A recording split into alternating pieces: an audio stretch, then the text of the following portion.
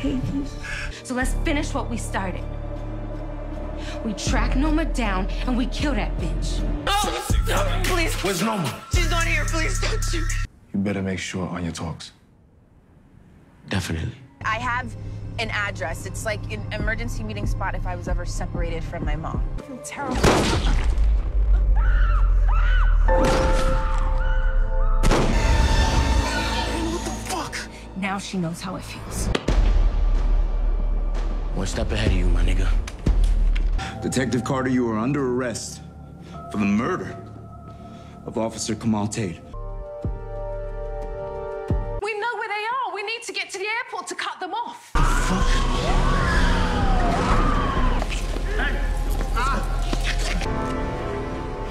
Didn't think my face would be the last one you see.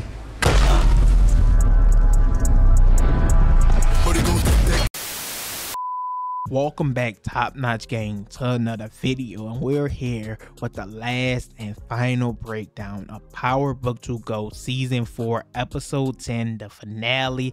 And there's one thing I can say for sure: if you weren't satisfied with everything that took place within this episode, it's at least one thing you could grasp onto, whether it's the Tejedas and their ultimate revenge against Noma, her daughter Anya, and all of them for the death of Monet in Episode 9, whether it's Tariq and his master plan to get Carter out the way, sending him to jail, and him ending out on top, finally becoming the new Ghost, and all the new spin-offs that could arise from that. Or last but certainly not least, the cliffhanger we are left with Tariq on the phone with Tommy. He will be headed to Chicago to help in the war and everything over there. I'm gonna go ahead and break down all the clues, details, and everything from this episode, so feel free to leave a like, comment, subscribe. Let me know your thoughts and opinions down below, your favorite part, your least favorite part. But let's go ahead and get right into it.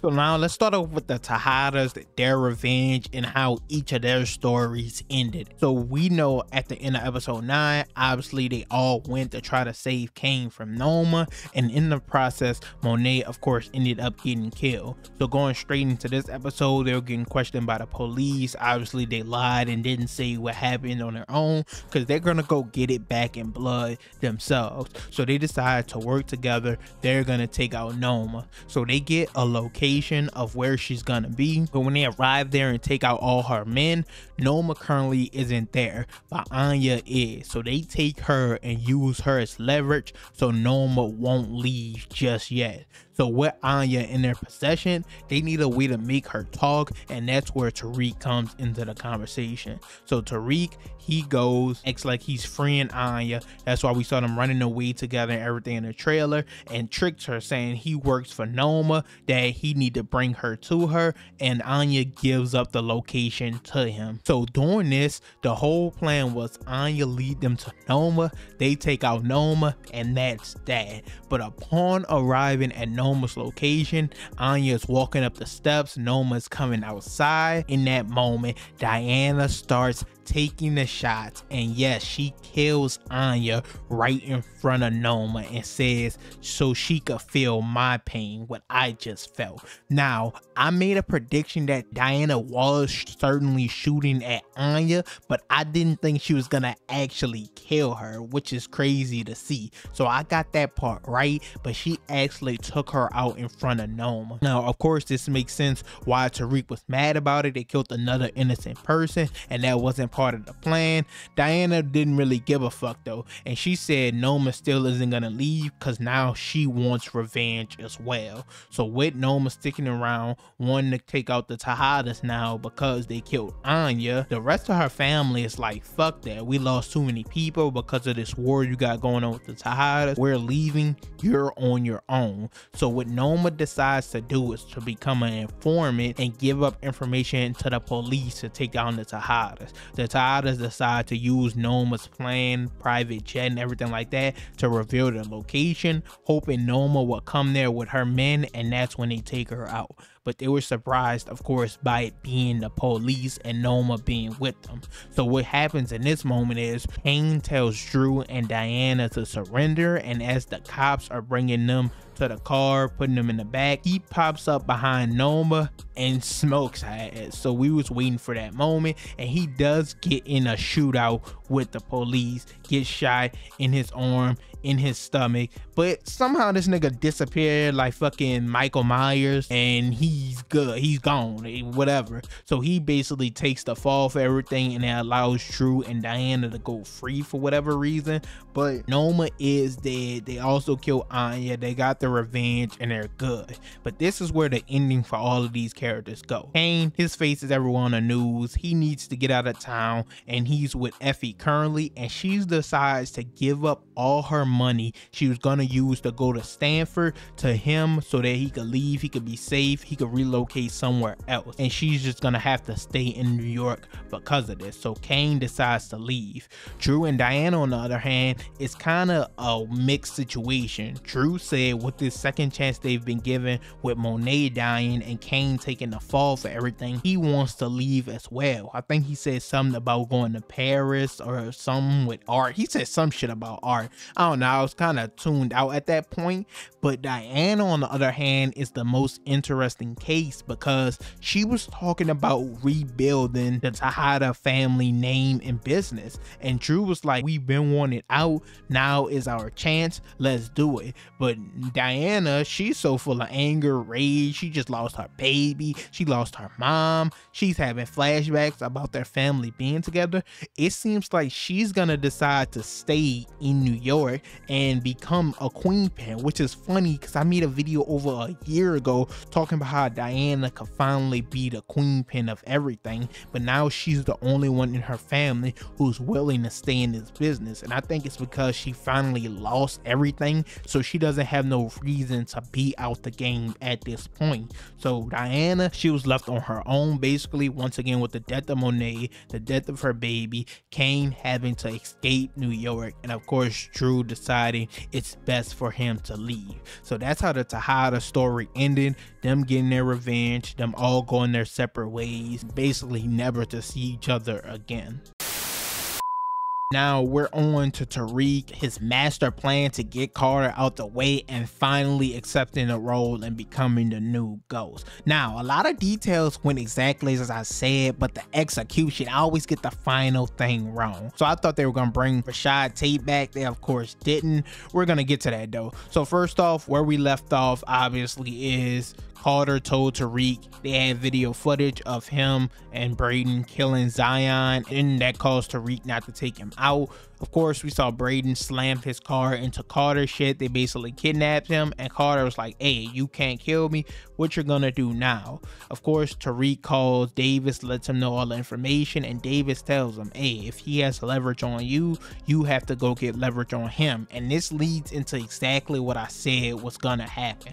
Effie and Braden went into Carter's house. Of course, we knew that, but I said she was gonna be able to pull up the Kamal Tate report and see that they blamed it on the Russians. But remember, Effie was at the Russian raid, so she know that they didn't retaliate or anything like that. The ones who got away, they escaped, they left, they ran. So she said that, hey, it doesn't make sense that the Russians killed Kamal Tate. And I said this would have been enough to spook Carter and scare him to where the Zion footage, they could convince him to try to give it to him. They let him go to get the Zion footage, but they didn't know if he was really gonna do it or not. So they actually tasked Drew, who's a part of his task force, to go into the police department and do it himself, which he completed the mission, deleted the Zion footage. Meanwhile, Carter was down in evidence, messing with the Kamal Tate murder, trying to take the bullet, the ballistics that proved that he did it, and Nico caught him in the process of this, and which is very important because I said this as well. I said Nico had to play a key factor in this situation. We've seen this entire season, Nico has been questioning that nigga ever since he killed Kamal Tate, like, why are we in a rush to solve this murder for Rashad Tate? why would the Russians kill him and retaliate? It doesn't add up, doesn't make sense. Carter basically shut him down, said it don't matter, just do what you're told, whatever. So then when they go and kill the Russians and they frame him, once again Nico's looking at him sideways like all this isn't adding up. And I think it reached a boiling point when the Felicia death happened and Carter covered it up for Tariq and the rest of them. Nico asked him, was it really a car accident? Tell me the truth. And Carter lied to him once again. At this point, Nico saw that he didn't really have loyalty to him and he was already questioning the situation. So within this episode, Tariq asked Drew to set up a meetup with him and Nico. Now, we didn't see this meetup, but basically what was discussed is Tariq was going to prove to him that Carter would turn his back on him, that he wasn't really his friend, his brother, anything like that, that he just had to be there to watch. So what happens is Carter says, Drew, you go kill Tariq, and that's how you prove your loyalty to me. So Carter and Drew go together to take out Tariq. Obviously this is a trap, and Tariq, Braden, and Drew are pointing a gun at Carter. Now they tell him, hey, we're not gonna kill you. We have the ballistics, the evidence to show that you killed Kamal Tate. We have the bullet right here. Blame it all on Nico. He take the fall, you go free, but we own you now, basically. So he says, okay, fuck it, I'll do it. I'll pin it all on Nico, not knowing that Nico is there listening to the entire conversation. And at this point, Nico pops out the cut, talks about his betrayal, and he arrests Carter for the murder of Kamal Tate. And he basically in the end is promoted to Carter's old job. He still a dirty ass cop, but he just in a bigger role at this point. So with people like Noma and Monet being dead, as well as Carter being out the way, Tariq decides that, hey, it's time to go see Tasha and take her out of Witsack. So he's like, hey, she's free to live a regular life and everything like that, but he tells her it just can't be in New York. So he tells her and Yaz need to move somewhere else, and that he's gonna be on top of the game. He's at the very top now, but to do that, he can't have any type of family. He has to do it on his own. And this is the decision that he made, that, hey, I'm gonna become a ghost. I'm gonna do everything in the shadows, have everything up and running, people I trust. And once again, with Nico in charge, he got a dirty cop on his side to keep him so safe, as well as Davis getting his license back. He has a lot of control. So he puts Effie back at Stansfield, running course corrects at all the colleges, and also Braden, he's running Zion's old fighting ring, as well as getting a new band so they could get the clubs and parties back up and running. And he says, everyone works for me now. This is the new chain of command. Everything goes through me. And then last but not least, he goes to Noma's brother. I believe this is her brother, and that's who he gets his product from. He pitches his idea, everything and everyone he has in his corner, said, hey, no one has to know we know each other. We don't ever have to see each other again. And he says, so you're just gonna disappear like a ghost? And he was like, yes, a ghost. Basically confirming that he's taking on this new role, being at the top. Now we're gonna talk about spin-offs and more in other videos, but to say this real quick is I made a prediction that what they were gonna do at the end of the season is, and I thought the pregnancy was gonna be involved, but I said at the end they were gonna set it up to where they could wait 5 to 10 years, because these actors like Michael Rainey Jr., Gianni Polo, Alex Lepre that play Effie, Latoya that play Diana, they are so young to where in 5-10 years when they bring the show back, it's kind of reset it to where they were Ghost and Tommy's age in season 1 of Power, where they already been on top for so long, they're already experienced. And this is kind of how I saw and see the story set up at this point with the ending we received. He taking on this new mantle, he's in control of everything, and he's doing it from the shadows. He's essentially a ghost, and right now he really doesn't have any weaknesses. So like I said, we're going to talk about this in another video, but this is how Tariq, Effie, and Braden story end, where Tariq at the top, them working for him back where they was for the foreseeable future. And last but not least, another thing we're gonna make a separate video on is at the end where they usually show the preview for the next episode. We got Tariq getting a phone call. It's a person asking for his help, and we hear him saying, yeah, we're family, you know that, send in the information and I'll be there. And of course, we all believe it's Tommy. We know he's going to war against CBI, and then I forgot who else he was fucking beefing with that season. We know shit is going down. He gotta save his other nephew D-Mac, and he's calling in reinforcements, his nephew Tariq. So Tariq, we can expect him to be on the next season of Book Force, so we're gonna make a whole video on that shit as well. At least we got that teaser, something to look forward to, because we don't know when the hell that other spinoff is coming or when it will even be announced. But that's something for us to look forward to in the short term.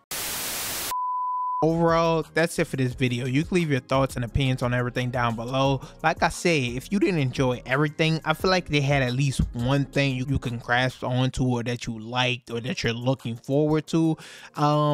I think I got a lot of my predictions wrong, like the execution of them, but I got the details leading up to everything right, like Nico betraying Carter, his involvement of course, Effie finding the document of Kamal Tate, knowing it wasn't the Russians because she was there. Also, Diana shooting at Anya, and I didn't think she was gonna kill her. That was a crazy surprise. So I got a few details right, just the execution of how it played out overall wrong. I don't know, it gave me a lot to look forward to. I really want to hear you guys' thoughts and opinions on everything, especially on what the future spin-offs could possibly look like. You guys can leave a like, comment, subscribe as usual. Let me know any other videos you want to see as well, but I'm out.